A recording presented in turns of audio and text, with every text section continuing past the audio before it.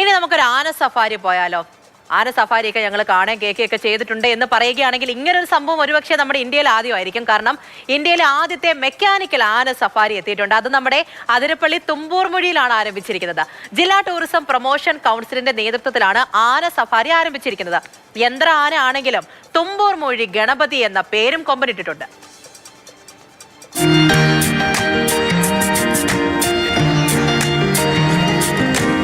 മസ്തകം കുലുക്കി ചെവിയാട്ടി ഗമയിൽ തുമ്പിക്കൈ ഉയർത്തി വരുന്നത് കണ്ടാൽ ഒറ്റ നോട്ടത്തിൽ സാക്ഷാൽ ഗജവീരനാണെന്നേ തോന്നിക്കും.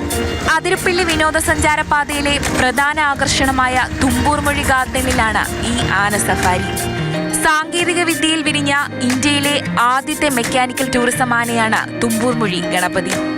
മൃഗങ്ങളോടുള്ള ക്രൂരത ഒഴിവാക്കി ആനപ്പുറത്തെ സവാരിയുടെ അതേ അനുഭവം സഞ്ചാരികൾക്ക് പകർന്നു നൽകുക എന്ന ലക്ഷ്യത്തോടെയാണ് തൃശൂർ ജില്ലാ ടൂറിസം പ്രൊമോഷൻ കൗൺസിലിന്റെ നേതൃത്വത്തിൽ മെക്കാനിക്കൽ ആന സഫാരി ഒരുക്കിയിരിക്കുന്നത്.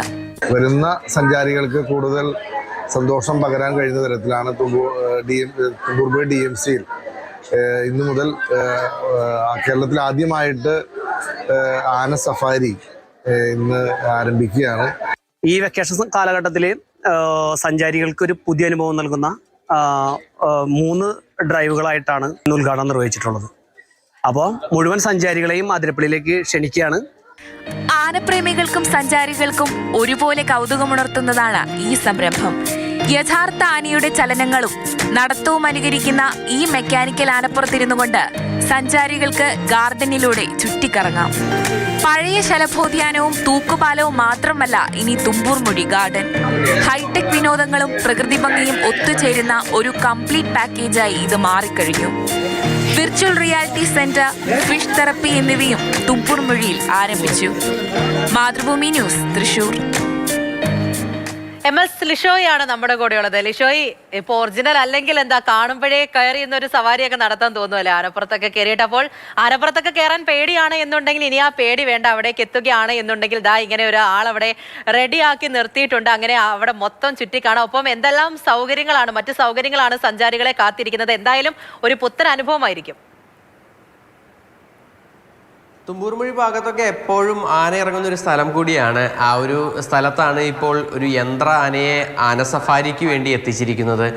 അതെന്തായാലും ആളുകളെ സംബന്ധിച്ചിടത്തോളം ഒരു പുതിയ അനുഭവമായിരിക്കും. കാരണം നമ്മുടെ നാട്ടിലൊന്നും തന്നെ ഇല്ലാത്ത ഒരു സംഭവം കൂടിയാണ്. കൂടാതെ ആ ഉദ്യാനത്തിനുള്ളിലൂടെയൊക്കെ തന്നെ ആനപ്പുറത്തിരുന്ന് പോകുന്ന ഒരു ഫീൽ ലഭിക്കുക എന്ന് പറയുന്നത് വലിയൊരു കാര്യം തന്നെയാണ്.